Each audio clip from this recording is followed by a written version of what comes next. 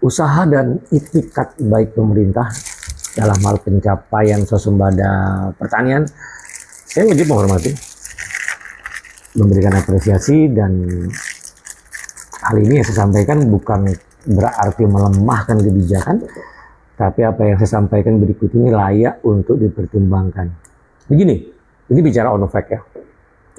Satu, simak ini. Petani yang pendapatan sumbernya itu bekerja mengandalkan tanaman padi itu rata-rata miskin. Saya nggak tahu kalau ada yang mampu bisa kaya gitu. Yang kedua, tidak ada anak muda yang mau tanam padi di sawah, kecuali tidak ada pilihan pekerjaan lain, bukan karena mereka malas.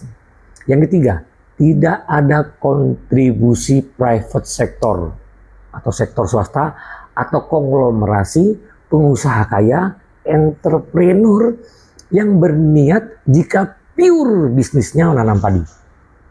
BUMN saja rugi. Tetapi usaha jual beli beras sangat banyak, buat pabrik pesticide, pupuk, produsen alsintan, itu wow, banyak banget karena itu untung. Oke? Nah, yang keempat, tidak ada pejabat pertanian se-Indonesia yang masih aktif atau merencanakan masa pensiunnya mau berusaha tanaman padi. Jika ada pun sangat sedikit sekali. Itu pun jika mereka masih aktif tanam padi dengan memanfaatkan bantuan pemerintah. Ini fakta loh. Kebanyakan ASN itu punya aset kebun sawit, kebun lainnya, bisnis properti. Sebodoh-bodohnya ASN itu bisnis punya rumah kos, bukan pertanian. Dan apakah mereka mau tanam padi untuk di hari tuanya? Ada. Artinya jika ini benar selama pengabdiannya, anjuran tanaman padi itu munafik yang disampaikan. Yang kelima, tidak ada perbaikan yang bisa tidak ada perbankan yang mau meng-approve kredit usaha tadi untuk budidaya pertanian, kecuali kredit komersial dengan kolateral yang nilainya lebih besar. Yang keenam, tidak akan pernah terjadi petani tanaman pangan sanggup membayar cicilan KUR sampai selesai. Silahkan tahun ini di trial kembali. Yang ketujuh, tidak ada pihak asuransi yang core bisnisnya mau mengcover jaminan atas usaha budidaya pertanian, kecuali dipaksa dan di backup pemerintah. Yang kedelapan, tidak ada petani yang mau ikut program asuransi usaha tanaman pangan padi AUTP secara ikhlas, kecuali dipaksa aparatur.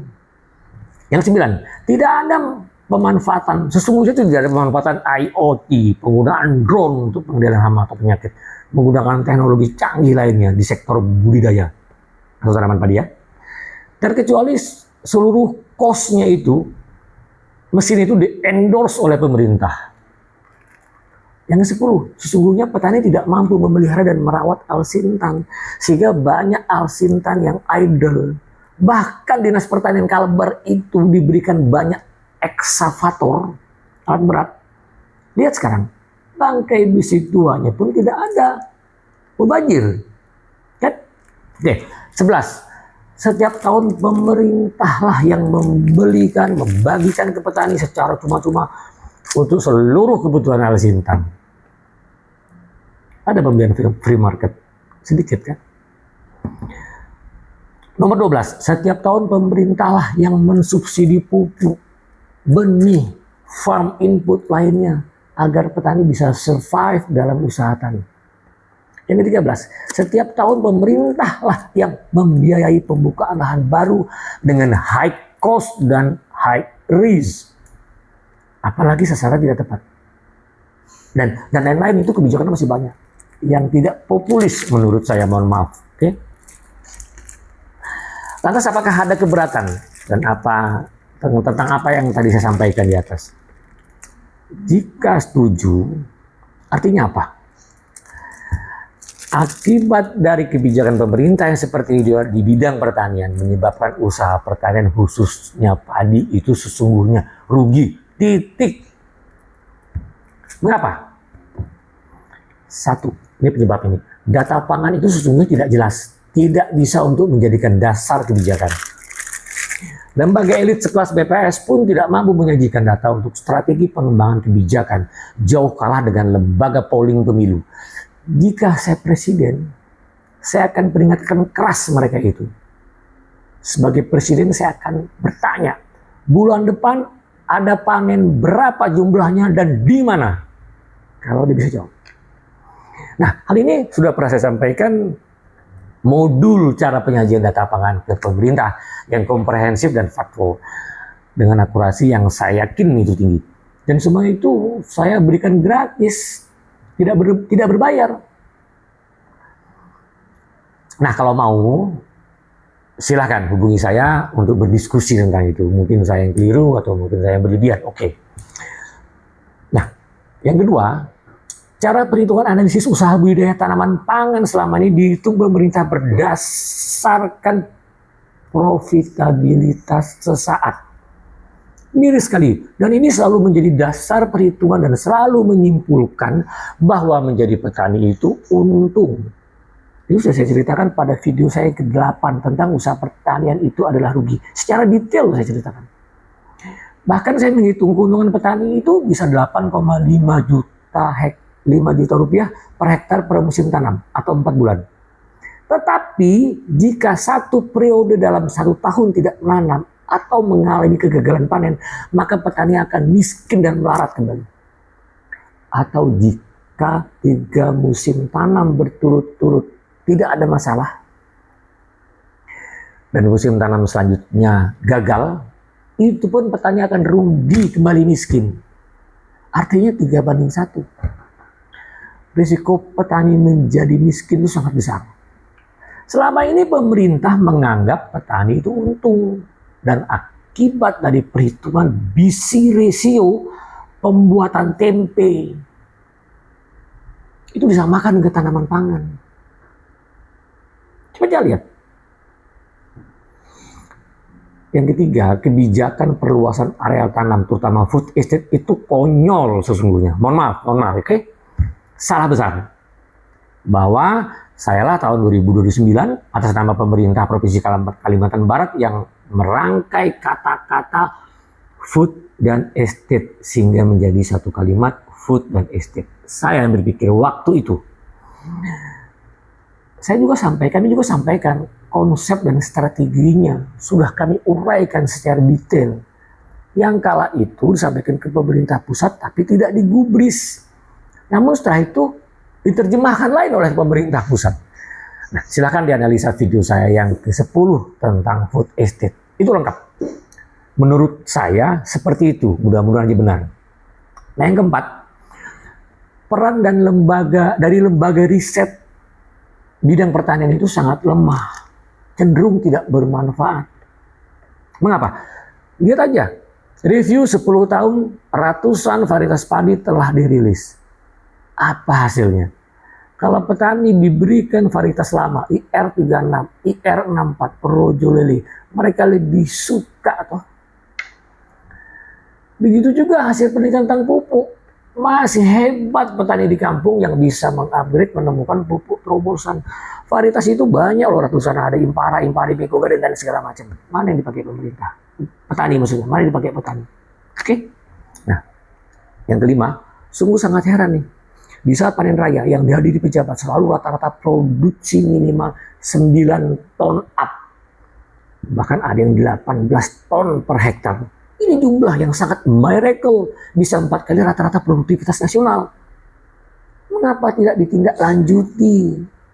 Atau itu hoax pejabat saja demi popularitas?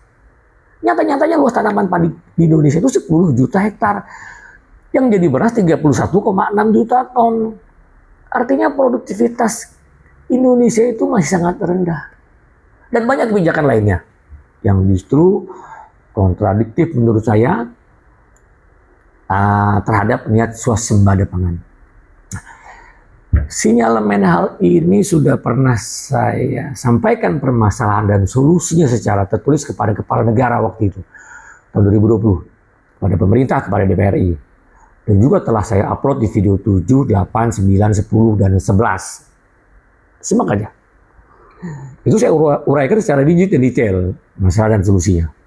Nah, jika kebijakan pemerintah adalah mensupport dan membiayai seluruh kebutuhan petani dan pupuk, baik itu benih, alsintan, pembukaan lahan, bahkan menggunakan bantuan aparat TNI dan Polri, sehingga tercapainya swasembada, maka itulah yang saya definisikan rawan dan Indonesia selamanya akan terancam rawan pangan. Selain terjadi inefisiensi dan pemborosan anggaran, yang seharusnya ada jalan keluarnya untuk pencapaian swasembada pangan.